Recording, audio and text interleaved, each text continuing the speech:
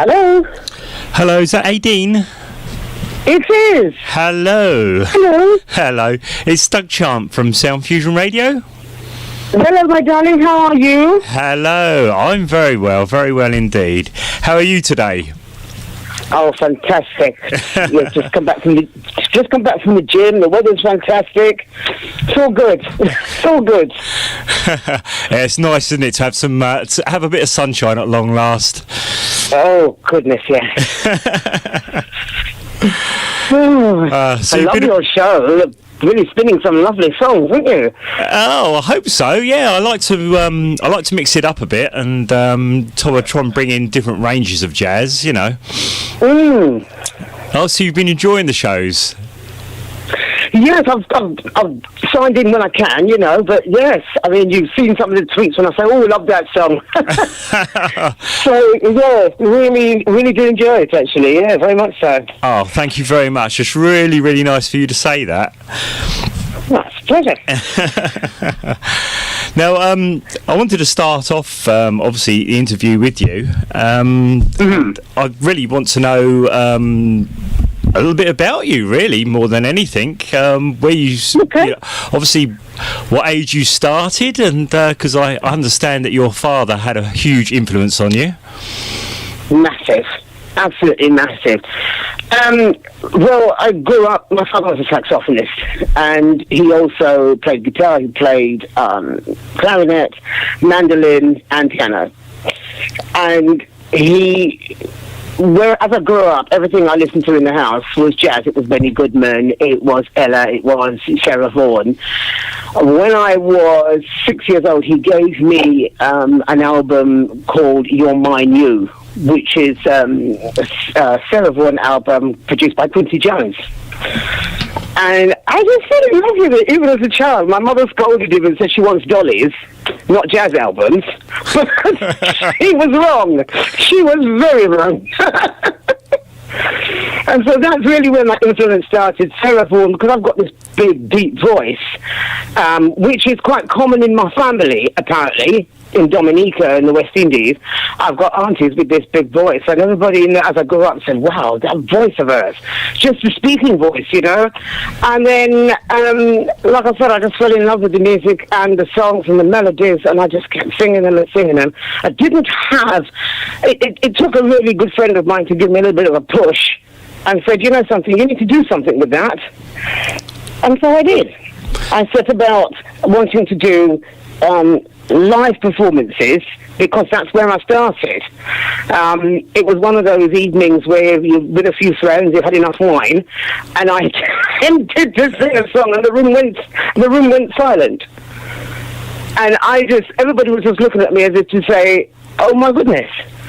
Really? And so that's when it really started. The room went silent, and then suddenly it just erupted. And I just went, oh my goodness.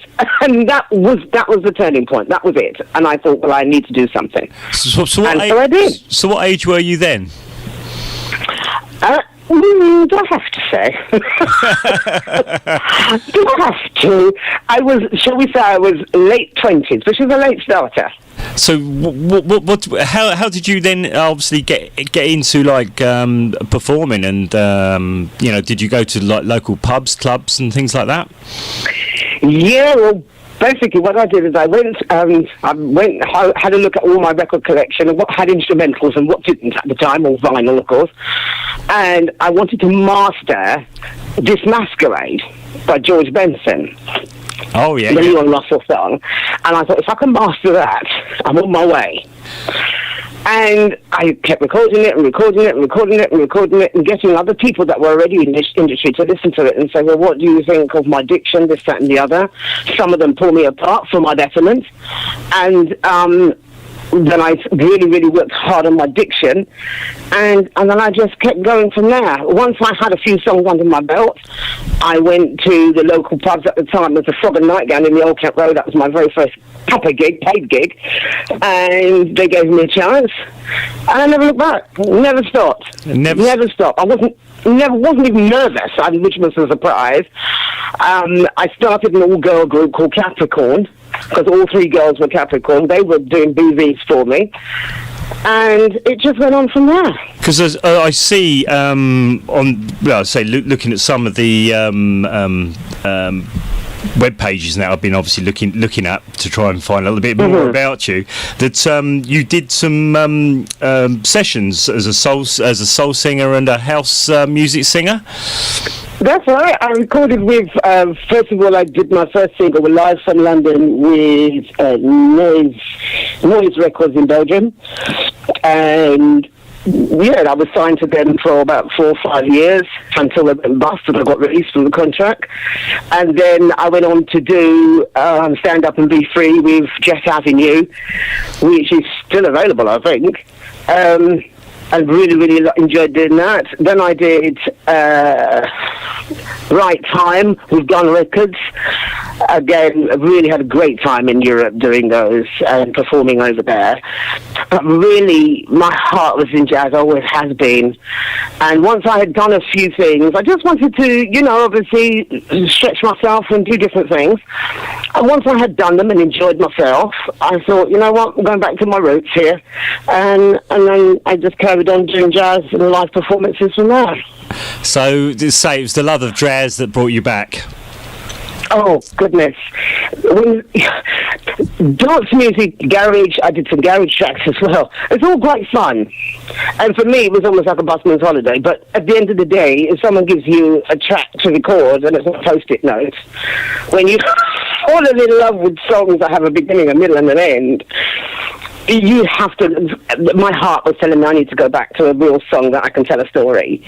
And when I'm standing there singing to an audience, I'm telling them the story, and that means a lot to me, that you draw them in and they're really with you on the journey in the song. So it wasn't enough for me to be able to do that. I can always go back to it because I can sing anything, but I wanted to really home in and fall in love with what I do, and that's what I did. So how would you actually describe your voice then? What type of tone would you call yourself? Ooh. A contralto is what I'm supposed to be. It's very similar to Sarah Vaughan. So yes, I'd call myself a contralto. It's very deep, and most beautiful jazz songs sung by men means I can do them with ease. Sarah Vaughan is your sort of biggest influence then in the music. Absolutely. But what about male singers? Who would you say influenced you there? Of course, I was influenced by Frank to a bit, to a degree. But Tony Bennett, I absolutely am influenced by. Yes, I just love his very relaxed way of delivering a song, and the love that he goes with it. You can feel it when he's singing the song. So for me, definitely Tony Bennett. A little bit of Frank. Yeah, I would say that's that. Because I see in your song repertoire, you've got roughly about 200 to 250 songs that you actually sing. Yeah, probably more now. That's quite phenomenal. It just keeps growing. Well, the thing is, when you've been performing nearly 25 years, as I have, people keep asking you to do stuff, because the next time they come and see you, they ask you to do stuff, and you think, well, yeah, actually, I quite like that song. And, it just keeps growing. You never stop learning. Every day's a school day. And so I never stop wanting to do another song. It's fantastic to be able to be at home in my own mini studio and work a song and make it my own. There's just nothing like it. I mean, the rewards is it's just great. I can't, the words fail me to express to you how that feels when you've got a song under your belt and it's just amazing. And I've been very, very lucky with having the same pianist for 22 years. Mini studio at home, so that I can record things and get things so far. Yeah. And I have a wonderful producer and pianist that I've had for 22 years, and we work very closely together. Is that Roger Lim? Yes. The wonderful Roger Lim, absolutely. So you've been together for 25 years? 22 years, nearly 23. Ah, right. And what sort of background does Roger come from? Well, Roger was a producer for the BBC for over 30 years, producing incidental music for Miss Marple, Doctor Who, and things like that. He was in the Radiophonic Workshop, it was a very famous Radiophonic Workshop, and he saw something in me, and he's just been my rock for so many years. And we're very close as friends as well. And he's not afraid to tell me that's not right, missus.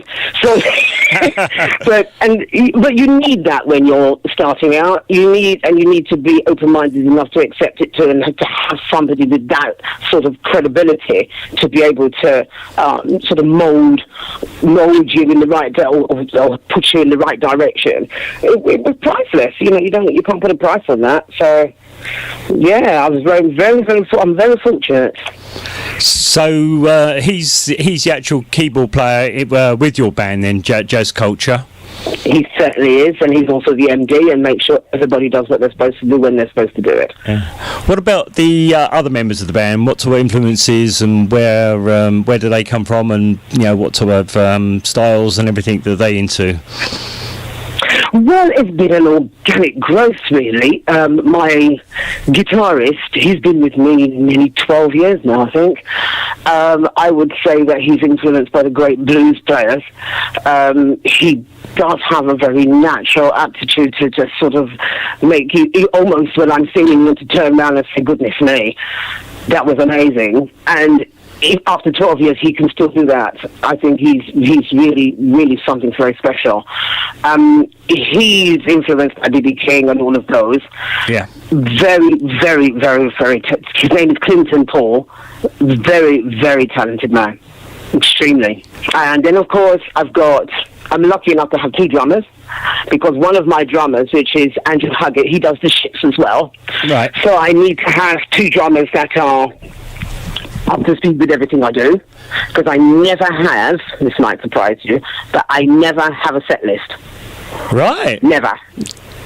So everything's off by cuff then? And so if the audience are in the mood for dancing and I'm picking up that vibe, I'm not going to take them back down again with a slow song, if you know what I'm saying. Yeah. So because I've got this 200-odd songs to call on, I literally read the crowd and think, no, they're in the mood for dancing. I'm not going to sing them Cry Me a River right now. And then I pull something else out of the hat, and they're competent enough, have been with me long enough to just go with it and do it beautifully. So, like I said, I'm very privileged, a privileged lady. Yeah, it's a very skillful thing to be able to do. Well, I think, yes. I'll accept that. I'll take a compliment. Why not? But I think, but it's just, I like my audience to go away thinking, oh, I really love that, and they're talking about it, and they're asking me when's the next gig. That's what you want, isn't it? And I want it to be an experience for them. I actually had somebody come up to me once and crying because their father liked that song or something like that. If you can touch somebody, you've done your job, and it's wonderful. You can't beat that. Nobody can put a price on it, or it's wonderful. You saying about compliments and that, and I say again, I read as well that different reviews in it. Somebody has written about you, best voice in the industry. Somebody else has put makes the hair stand up on the back of your neck. That was Time Out. Yeah. And also the voice of Sarah Vaughan and Aretha mixed together. Somebody else has put sassy. Somebody else has put old school jazz diva. So, as I say, a lot of people put a lot of very good compliments about you. Yeah, it's nice. They're useful, and it's very kind of them, and they allow me to use them. And yeah, it makes me. Sometimes, it's a nice little buzz, and you go off and do something else to. You're hitting the right notes with people who enjoy what you do, and that's why I'm here.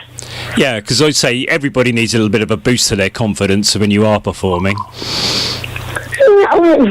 Anybody who knows me, so I'm not lacking in confidence. But what it is, it's people who enjoy that type of music, and I'm doing it right for them. And for me, that's fantastic. So have you got any new projects coming up at all?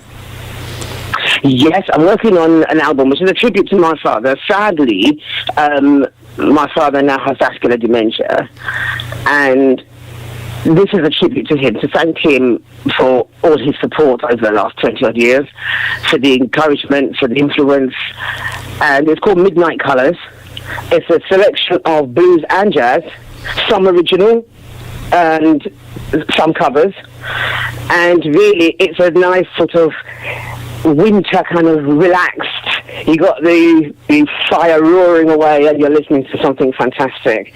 And that's really what I want to create. I want to create a nice vibe for people for the winter months when they're sitting there listening to something that they really can fall in love with. So why the title Midnight Colours? Is there any... Yeah, Midnight Colours. It's really where I was at the time when I decided to call it that, because basically when you're in a relationship and sometimes things aren't going quite so well, when it comes along, midnight comes along, as the song says, that's when you kind of feel at your lowest. And as the time progresses and you think things through and da-da-da-da-da, sometimes you come out the other side thinking life could be worse and it's not so bad. And so that's really what I'm starting off with around midnight, and then as I go through the album it comes up with much more sort of up-tempo, hallelujah, this is fantastic, it's a great day, things aren't so bad. And really it's to take people from feeling that melancholy kind of feeling to feeling fantastic again. So I don't want to do a doom and gloom outcome.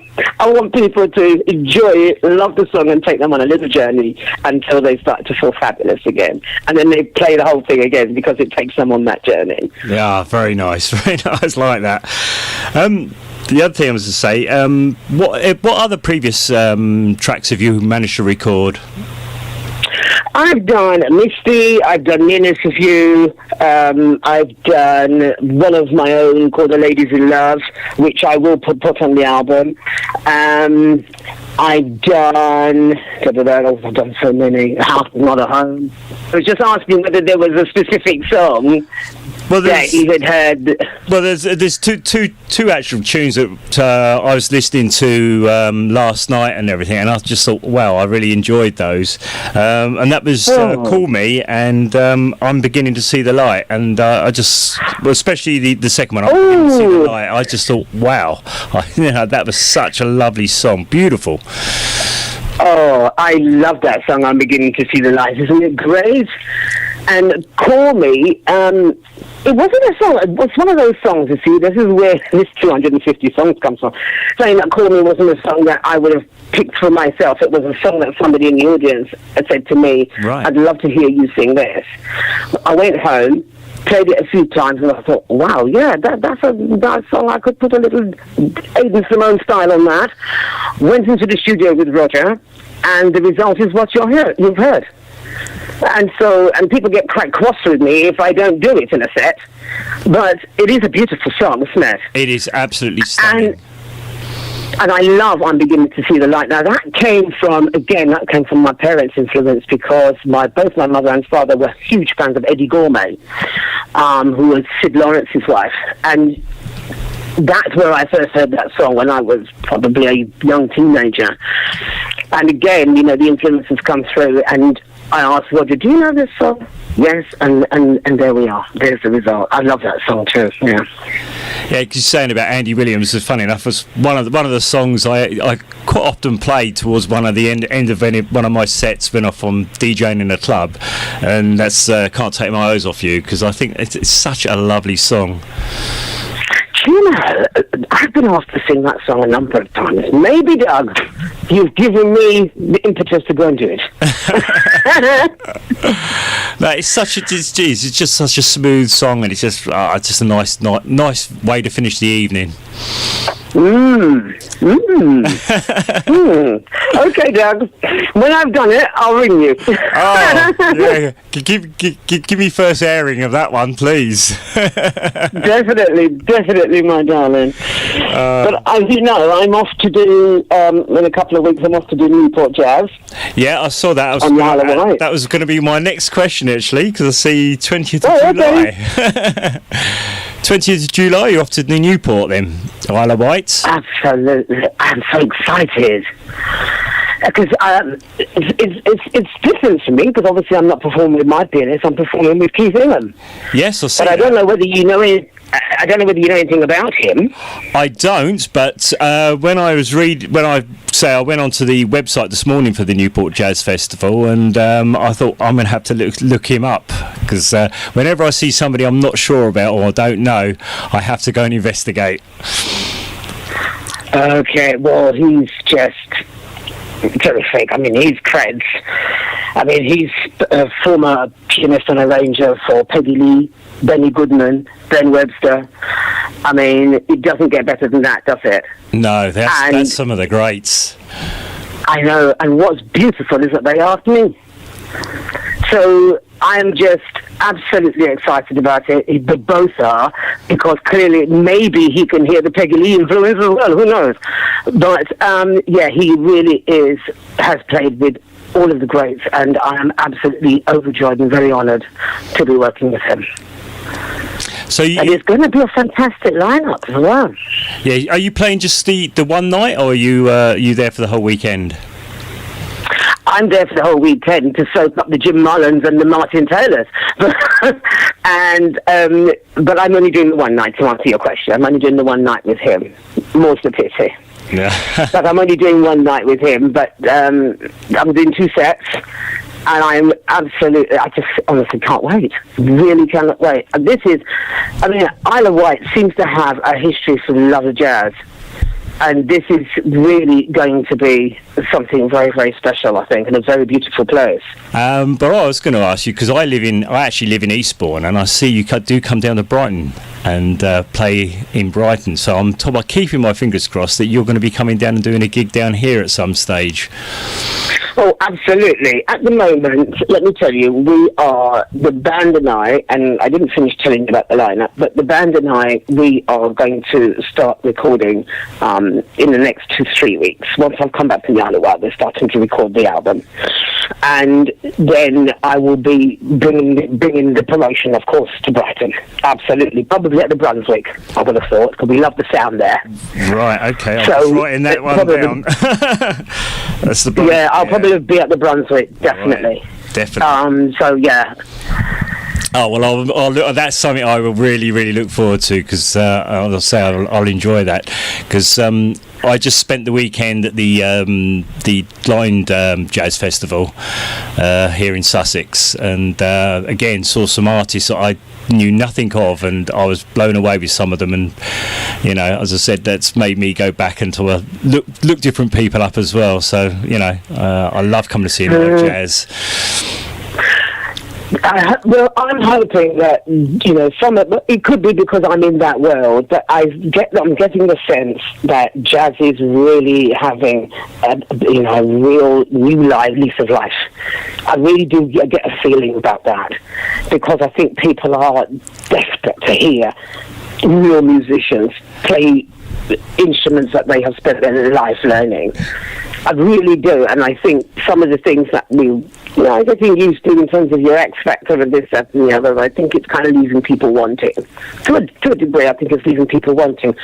And I really believe jazz has got a new lease of life at the moment. I really do. Well, yeah, it's funny you saying that, because I used to DJ about 30 years back in local clubs and pubs and everything in the Eastbourne and Brighton area.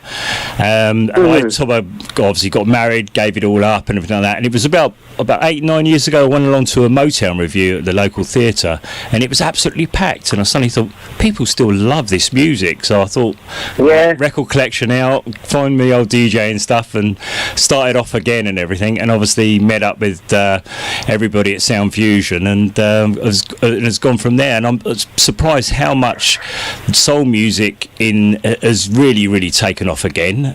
Lots of people listening to that, and also, like you said, the jazz side of thing, and that's what made me, because I originally grew up listening to soul music on Motown and soul and everything. I didn't really get into jazz until top of the mid 70s, when I started listening to people like Grover Washington, and then started looking back and finding other stuff and digging things out, and obviously now I just absolutely love it. And it was so nice to go along to that jazz festival at Lewis and seeing so many people, young and old, little kids right the way through, absolutely enjoying it. It was fantastic, and I think you're right. I think jazz is making a big comeback. Absolutely. I remember, this is going back a few years, when I used to do the Cambridge University, and then I got booked to do end of term ball, or whatever you call it. And the agents at the time were saying to me, I really don't know, this is young people, they're not really going to be into what you do. And I said, listen, you're wrong. When they listen to music coming through an advert on the TV, they don't label it, but they like the song. You just give them a chance. Give these young people a chance. When you've got 600 people singing along with every single word, I proved my point. It's just not true. You know, young people do love jazz. Of course they do. I know with my daughter, she's 22, and I can't believe sometimes the music she's got on her MP3 player, and she's got things like Big Mama Thornton and things like that on there, and I'm thinking, wow, I'm sort of like, whoa, you know, yeah, she really does surprise me at times, the things she listens to, and I'm I'm actually taken aback sometimes. You know, I didn't expect that. Absolutely, it does take you aback, doesn't it, a little bit, especially when my PA, for example, I mean, where did you go? I don't know what quite happened there. All of a sudden, it just went off. Never mind. That's technology for you. But I was saying that my PA, she's in her 20s. Yeah. And she's absolutely in love with Louis Armstrong. That's what she wanted for Christmas, was loads of jazz albums. So it's just, you know, the thing is, we live in a society these days where we label everybody. And unfortunately, you know, some people feel that they fit into a category that where jazz stuff would fit, and that's not entirely true. So, you know, there we are. But I really wish you could come to Newport. I mean, imagine the names on there. Martin Taylor, we've got Zoe Francis, who else is there? Digby Fairweather, Dave Shepherd, Jim Mullen. Jim Mullen. Yeah. Now I recently saw Jim Mullen with Mario Biondi and Incognito up at the Albert Hall. Brilliant! What a guitarist! Oh, I'm telling you, I cannot wait. Giorgio Mancio. Yeah. Wonderful vocalist. She's an award-winning vocalist, actually. Nigel Price on guitar, too. I mean, the lineup on the Isle of Wight is incredible. Really incredible. You're making me so jealous. Well, you've got to come. This is the thing. I shall give you a report when I get back. Yeah, I'll tell you what, you can be our roving reporter. Job done. I shall try and get to as many as I can and let you know how fantastic they were. I'll tell you what, I will definitely ring you after the festival and we'll have a chat. Wonderful. Wonderful. I want to hear everything about it, and I want to know who's the best act, who's the best singer, which is probably going to be you. I was going to say it's going to be Aydenne Simone, but you mean? No, but honestly, I mean, they've got, you know, what they've done is I think they've deliberately got, and I did call myself a good vocalist, they have good jazz vocalists on every day of the event, which is honestly, I will be your roving reporter with pleasure, and Doug, I shall give you a full report when I get back. Another thing I was going to ask you about, I see you've done quite a bit of work abroad as well. Yes, love it. I mean, I worked in Singapore for about 4 months, and I was at the Shangri-La Hotel there. Absolutely fantastic. And then I went on to do I mean, I put on a stony weight. I'm not kidding. Living in a 5-star hotel. I mean, what else is there to do? But eat good food. But it was terrific. It was terrific. Absolutely terrific. It was probably one of the highlights of my career. Although I lost my mother when I was out there, which really put a bad taste on it, if you like. Yeah. So I had to come home and bury my mum and then go back again. And my mother's name was Valentine. And when I got back, across the grand piano, somebody put a request across, and it was my Funny Valentine. Really? It was almost as if, yes. And I was really upset that I had to go back because I was just distraught. I mean, my mother and I were so close, it was ridiculous. And when I got back, I got this request come across. Somebody folded a note, put it across, opened it with my Funny Valentine. That was the very first song I sung after her funeral. And I sang it at her funeral. And to get that, it was almost like saying, okay, darling, I know you had to go back to work. And it was just wonderful. I didn't know I could cry and sing at the same time, but it was really, really quite a poignant moment. Yeah, so I was going to say, a very poignant moment, yeah. Yeah, but working abroad, it can be lonely, but I did have some fantastic musicians there, because local musicians in Southeast Asia are very, very, very, very good indeed. And of course, you know, they bring the vocalist over rather than the full band.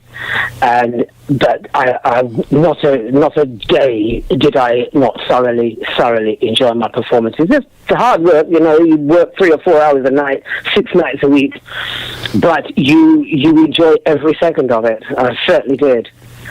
And once my father at the moment, because of his state of health, I'm not doing a lot of work abroad because of the situation that happened with my mother. I don't want a repeat of that, so I'm trying to do as much work as I can on the British Isles and, you know, in Europe. But, you know, yes, I love travelling and working abroad and bringing what I do to my British blend of jazz, if you like, to new audiences abroad. And why ever not? It's a fantastic experience.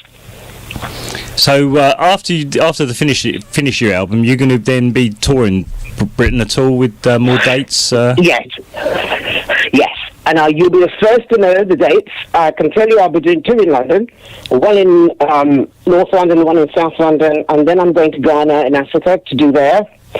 Not surprisingly, I'm going to be doing the Shangri-La Hotel because I've got a history with them, and I'm going to be doing a number of gigs in Ghana, and then I'm going across to Senegal to work with the band over there to promote the album. I'm hoping to bring my band across to Africa, and then I'm going to start knocking on the door of the United States. There's going to be a lot of fantastic performing and a lot of parties, and I hope to include your radio station wherever I go, which will be quite nice. And I'm really looking forward to getting out on the road with my boys, because we do have a laugh. As I say, I've got a lovely, lovely, lovely band. I've got my bass player. He's almost like a brother to me. He lives in Nottingham, and believe it or not, doesn't matter where I am playing in the UK, he's there from Nottingham. Doesn't care. I've said to him many occasions, don't worry, darling, I'll get to you. No, you ain't. That's my home. Don't you dare. So, you know, and it's lovely when you have musicians that feel that way about what you do. And, you know, I can't tell you how privileged I feel. And he's been with me nearly about 7 years, I think. Yeah, 7 years. Started as a debt and never left. I did, you know, so yes, I'm very privileged, and I'm looking forward to touring the album with them, and I think they deserve the success too, so I'm going to work hard to make sure that they get that. So it's onwards and upwards then? Absolutely, and then next year I want to kind of do a little bit of a bit more fusion stuff, maybe challenge myself a little bit more. Oh, you know, kind of goes for a bit more fusion stuff, a little bit more Latin, kind of fuse things up a little bit, and really challenge myself to sort of perhaps draw in a younger audience, yes, but also to challenge myself and have a good time learning another facet to the fabulous music that I love. So, yeah, it's onwards and upwards, definitely, Doug. Yeah, there's no looking back in this corner. No, because you're saying about playing to different audiences and everything. It's like I noticed on the weekend at the Jazz Festival down here at Lynd, we had Soweto Kinch here, and he's mixing the jazz with the rap and everything like that. And I did notice that a lot of the youngsters were really into that. And there was also another group which, I don't know, they sort of surprised me in a way. They were called Kitten and the Hip, and they were. It was like a 40s jazz style, but it was done almost in a very modern type of ravey type way. It was really, really unusual. When I first heard it, I thought, I'm not too sure about this, and then I thought, no, it really works. This is really good, And they really did appeal again to the youngsters, And so, as I say, it was quite nice to see some of the youngsters listening to this. And I'm sort of thinking, well, if they're going to get into this, then they're going to go and listen to the older stuff, and And I'm sort of thinking, it was so nice to see. No, I'm with you, Doug. I think the fusion, whilst some jazz snobs will say that it's a dilution of what we do, I don't agree, because I think you need to bring the next generation with you. And I think if you can do that, then they will look into everything else around it. And that's what's important. I mean, I was recently talking to a double bass player who, when I told him my pianist had been with me 22 years, he said, that's longer than I've been alive. And I said to him, well, no matter, because at the end of the day, you love what you do. And so, if we can bring the young generation with us, I mean, these songs that everybody does to standards, they are being done to death because they're absolutely fantastic songs. And you can't beat a good melody, in my view. No, it's funny you saying about people being sort of like jazz snobs and jazz police. I recently interviewed Boney James, and he was basically saying just almost exactly what you just said there. And his comments were, well, people like Louis Armstrong and that back in the day, they were basically commercial jazz, but nobody ever poo-pooed that and then everything like that. But why do people now sort of look at the stuff that's coming out and sort of saying, well, that's not proper jazz? To me, jazz is one of those things. It evolves the whole time. It's being involved in different influences, and that's the whole thing. I like it. What I love about jazz is the innovation side of it. That people will pull in influences from different places, and that's what makes it. It's like a huge stew. That's the only way I can describe it. It's just absolutely. It's like a lovely pot of stew. I couldn't put it better myself, Doug. To be honest, at the end of the day, jazz is about improvisation. That's where it comes from.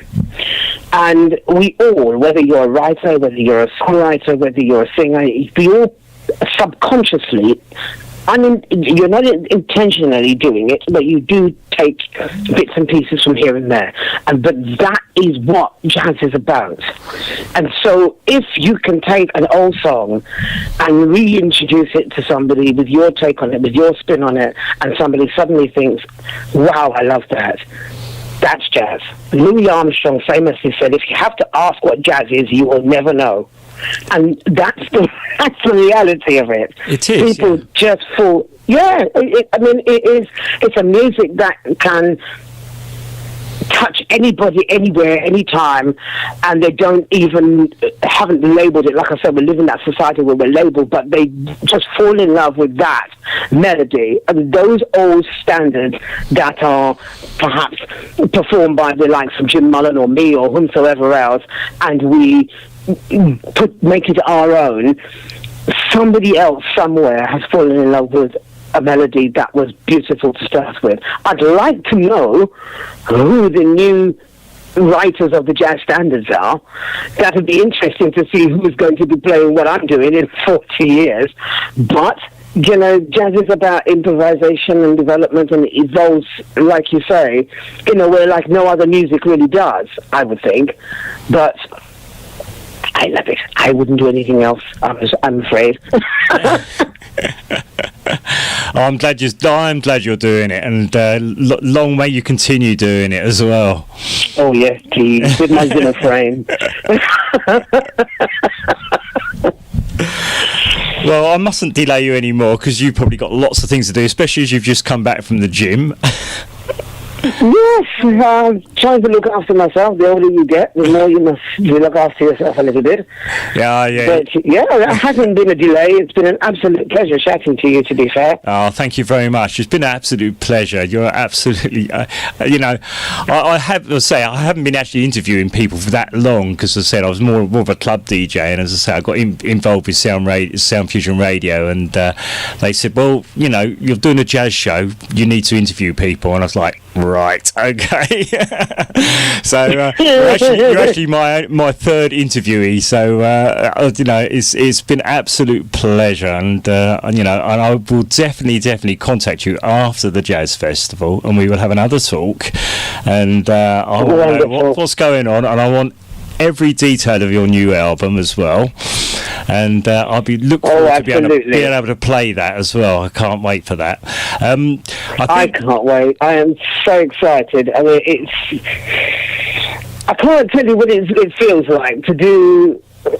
If it wasn't for my father, I don't think I wanted to sing jazz since I was a tiny tot because of him, and to tribute him, and to know that the music he loves will live on in me. Yes. Doug, it means an awful lot, because I just can't tell you. I will never forget it. My mother stood there and said to me, what the hell are you doing? Giving her a flipping jazz album. What are you doing? She needs a dolly. What's wrong with you? And she was so wrong. And it's just a pleasure. I mean, dementia is something that is so misunderstood. But believe me, Doug, when I go and see my dad and we're sitting there playing, Mingus, or we're sitting there playing Errol Garner, and Oscar Peterson is one of my favourite pianists ever, and we sit. It's almost as if he hasn't got dementia at all. Music reaches him where medication doesn't even touch the sides, and I find it astonishing. Yeah, and for that reason alone, dedicate the album to him is just a pleasure. So much. It's such a pleasure.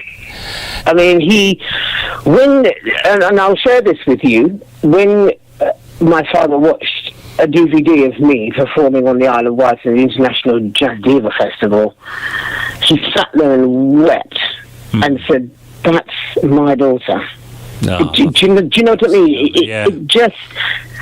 It may, because I'm singing songs that he used to play when I was a child, and he just sat there and wept. He said, this is fantastic. This is my daughter. I can't believe it. Oh, so proud.